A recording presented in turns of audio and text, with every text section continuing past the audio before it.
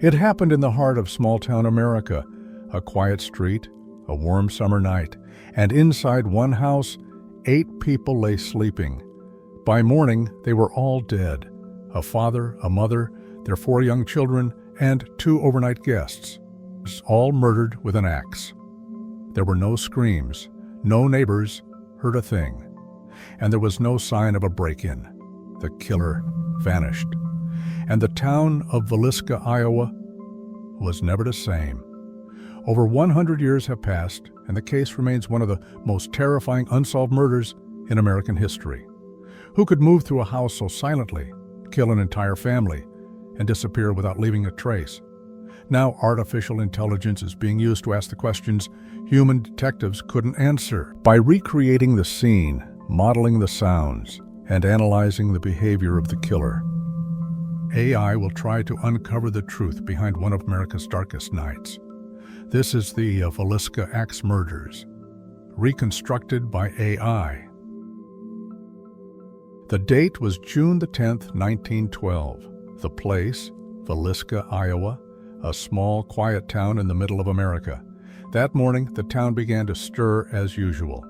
But at one white wooden house on East 2nd Street, nothing moved. The curtains were drawn, no children ran outside, no breakfast smoke rose from the chimney. The Moore family, known and liked by their neighbors, had gone silent. A neighbor, Mary Peckham, noticed first. She thought it was odd that Sarah Moore hadn't come out to do her morning chores. She knocked on the door, no answer. She waited. Still, nothing.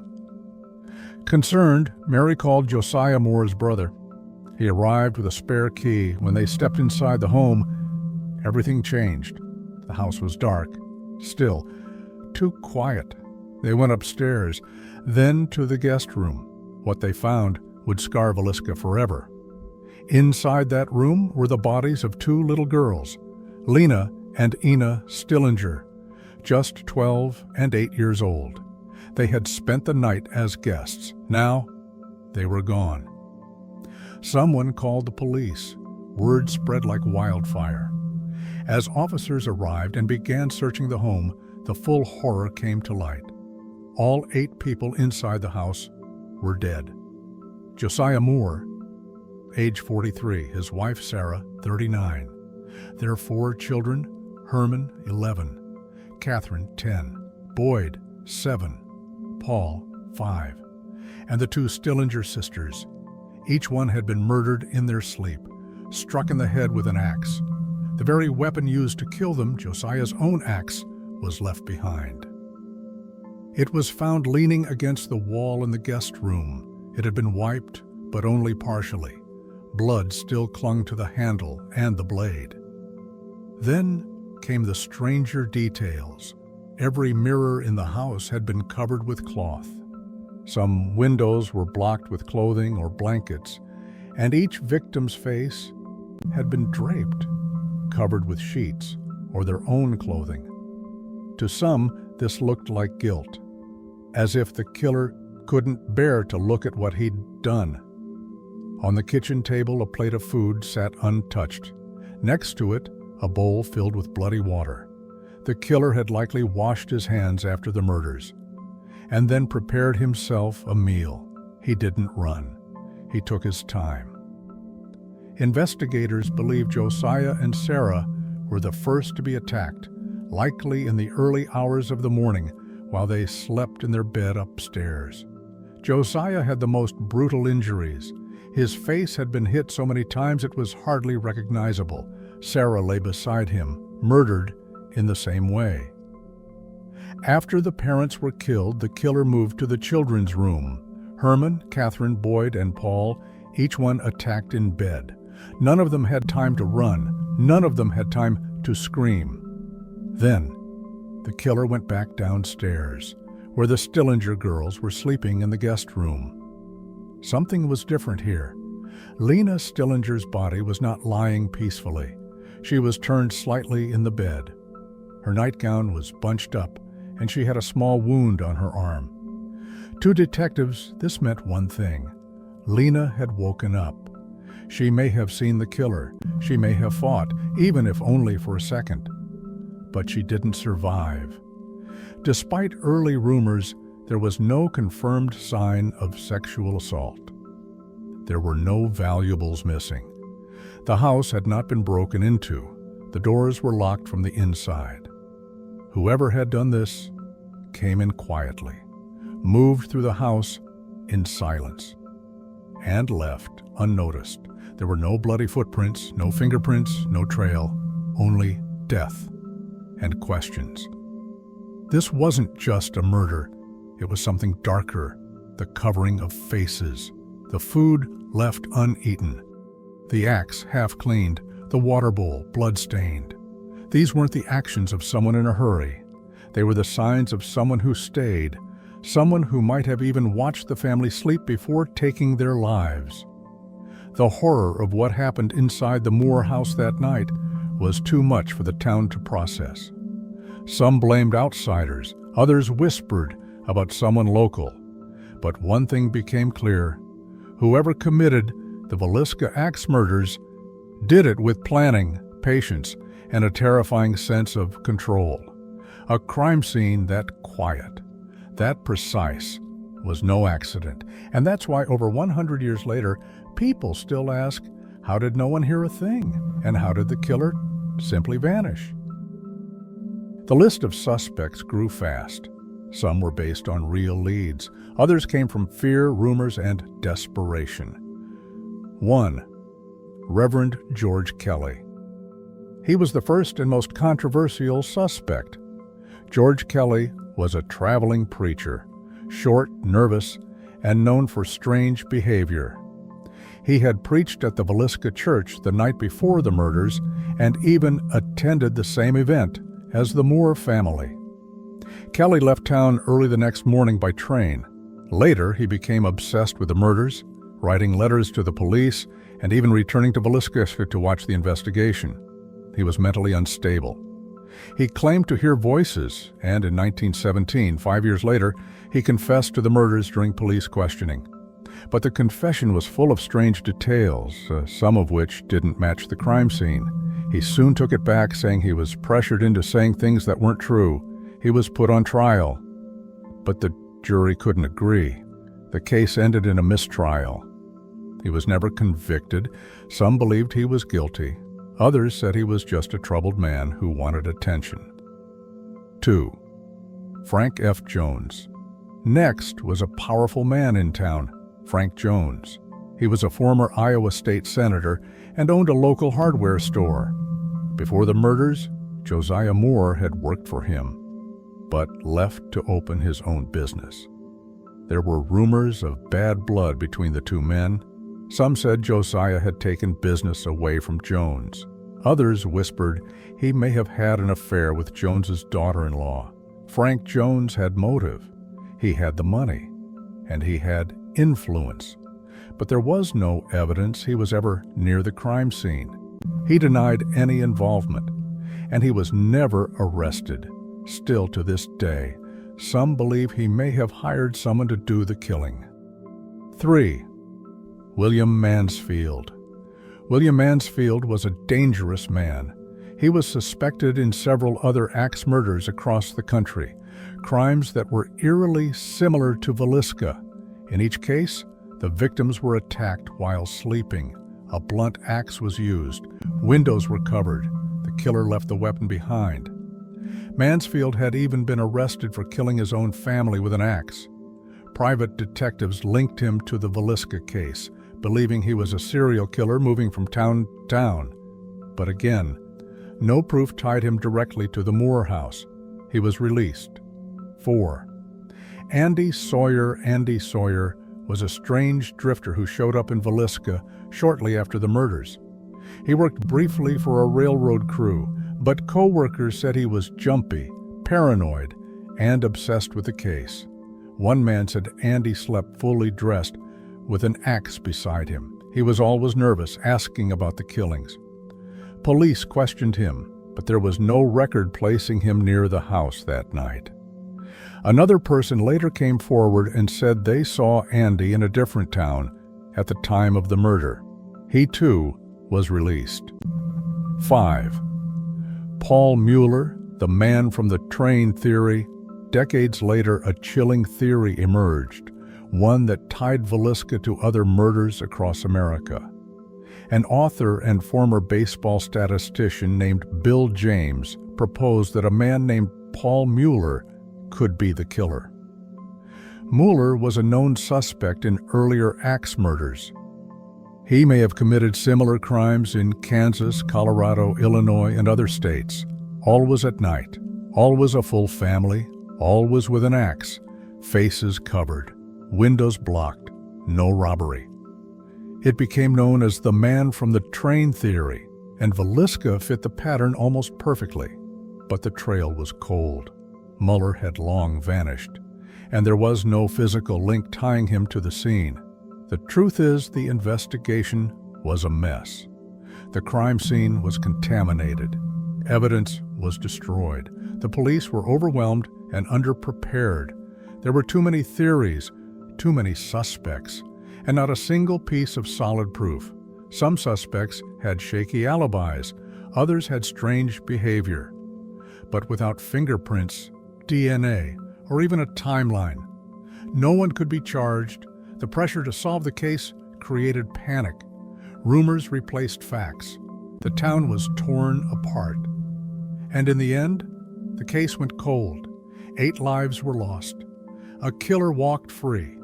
And over a century later, we still don't know who truly committed the Villisca Axe Murders. But maybe artificial intelligence can help. More than 100 years have passed since the Villisca Axe Murders shocked the world. The crime scene is long gone. The house remains, but the evidence does not.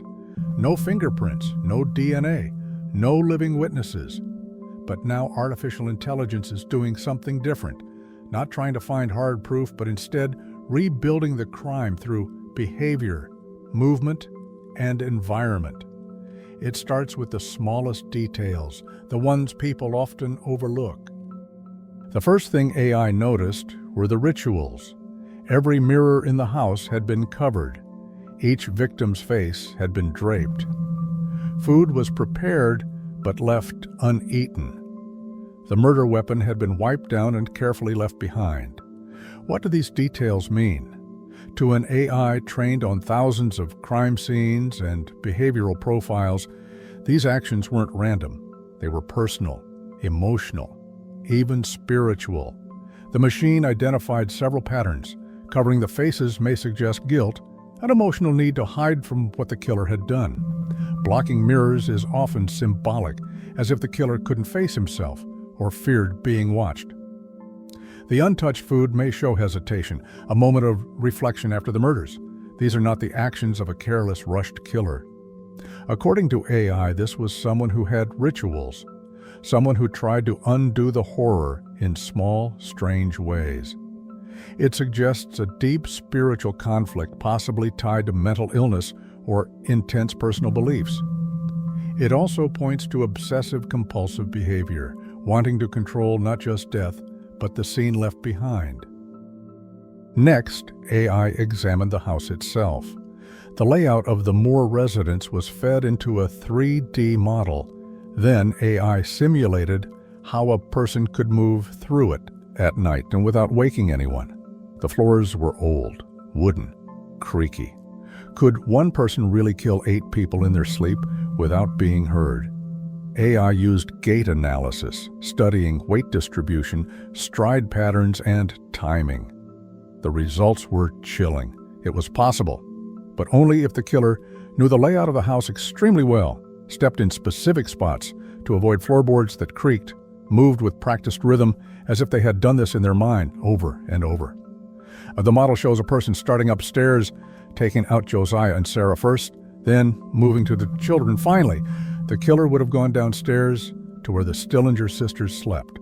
If done swiftly, and if no one fully woke up, it's possible the entire crime could be carried out in silence.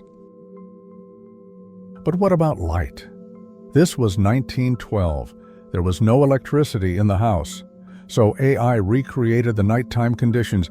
It's factoring in the phase of the moon, oil lamp placement, and curtain coverage. Using these inputs, it determined the killer would have had very limited visibility, enough light to see the victims' beds, but not enough to clearly see their faces, which explains why Lena Stillinger's face wasn't covered. She may have been attacked last, after waking. It also adds a new layer to the behavior. The killer may have been acting out of fear, not wanting to look too closely at what they had done. AI also recreated how sound would travel in the home. Using modern acoustic modeling, it shows that if the murders were carried out quickly and if blows were delivered precisely, the chances of anyone else waking up were very low. In short, the killer didn't just get lucky, he knew exactly what he was doing. AI examined the profiles of two particular suspects. One, Reverend George Kelly. With that in mind, AI reanalyzed the case's most famous suspect, Reverend George Kelly. Using sentiment analysis, AI read through trial transcripts, letters, and old interviews. It found something strange. Kelly's confession, the one he later took back, used phrases and descriptions copied almost word for word from newspaper reports. There were no personal details, no first-hand emotion, no real memory of the night. AI flagged this as fabricated language, the kind used by people who read about an event, not those who lived it. It also analyzed his speech patterns and emotional tone. Verdict: Kelly was mentally unstable, but not consistent with the behavioral profile of the killer. He was obsessed, but likely not guilty. 2. Paul Mueller, the man from the train theory. Then AI turned to a different man, one not even mentioned in the original investigation. His name was Paul Mueller, a suspected serial killer connected to a string of unsolved axe murders across the U.S. AI cross-referenced over 30 similar cases between 1898 and 1914. Midnight attacks, entire families murdered. No robbery faces, covered axe left at the scene. No forced entry, killer vanished. It ran pattern-matching algorithms comparing the Villisca crime to these cases. The result? Statistical alignment of over 87%. The behaviors, the timing, the weapon use, all consistent. The AI couldn't prove it, of course, but it found one chilling detail. Paul Mueller had been a suspect in a murder in Massachusetts, in a home just like the Moore house, years earlier. He was never caught, and he was never seen again. So what do we have? No fingerprints, no confession, no eyewitnesses. But now, for the first time in a century, a machine has traced the killer's path, read his choices, and compared his methods to those buried in forgotten files. The picture is not complete, but it is clearer than ever before. After processing every detail, from movement patterns to emotional behavior, AI created its most likely reconstruction of what happened inside the Moore home on the night of June 10, 1912. It begins in silence. The killer likely entered the house sometime after midnight, but AI proposes something darker. He may not have entered that night at all. He may have already been inside, perhaps in the attic, perhaps hiding in a pantry or storage area, waiting, watching.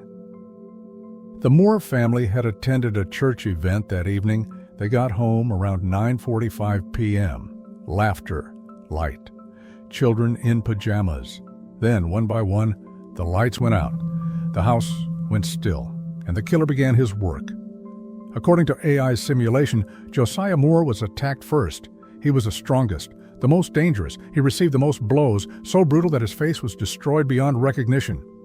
Sarah was next, struck in her sleep, never waking. Then the killer turned to the children upstairs. Herman, Catherine, Boyd, Paul, each one murdered in bed, quiet, quick, controlled. Finally, he descended the stairs to the guest room, where Lena and Ina Stillinger were sleeping. It's here that things changed. AI believes Lena stirred. She may have seen something.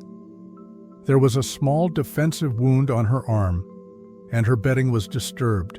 She tried to move. She may have fought, even for just a second, but it wasn't enough. The killer finished the act. Then he paused. What came next wasn't escape, it was ritual. He covered every mirror. He draped fabric over the victims' faces. He wiped the axe and leaned it gently against the wall. In the kitchen, he placed a plate of food on the table, but never ate it.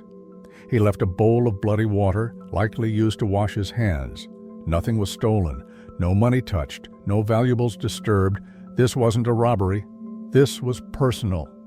AI reads these signs as evidence of deep guilt or spiritual disturbance. Covering faces is often seen in cases where the killer knows the victims or cannot bear to look at them afterward. Covering mirrors? That's a symbol found in certain religious and cultural mourning rituals, as if he were grieving or afraid of his reflection. This wasn't a man in a frenzy. This was someone in control, someone with a system. He cleaned the weapon, sat in silence. Then, just before dawn, he left. AI suggests the exit was likely through the back door, avoiding streets and neighbors. He vanished into the early morning light, never seen again. From every movement, every object touched, and every pattern followed, AI built a profile. Likely male, age 30 to 45, emotionally controlled, but spiritually disturbed, possibly suffering from a delusional belief system, shows obsessive behavior and the ability to plan without error. AI concludes that the killer had likely experienced prior trauma, possibly in childhood or during a period of deep personal loss. He may have targeted the Moore family at random, or he may have followed them for days before the attack. But what's most chilling is how Villisca matches so many other crimes. Families, axes, covered faces, silent nights. AI cross-matched those behaviors and timelines and found something powerful. The Villisca killer did not act alone in history. He may have been part of something much bigger, a hidden thread of violence woven across rural America for years. And Villisca was just one stop on a long and bloody path. The police saw a brutal crime.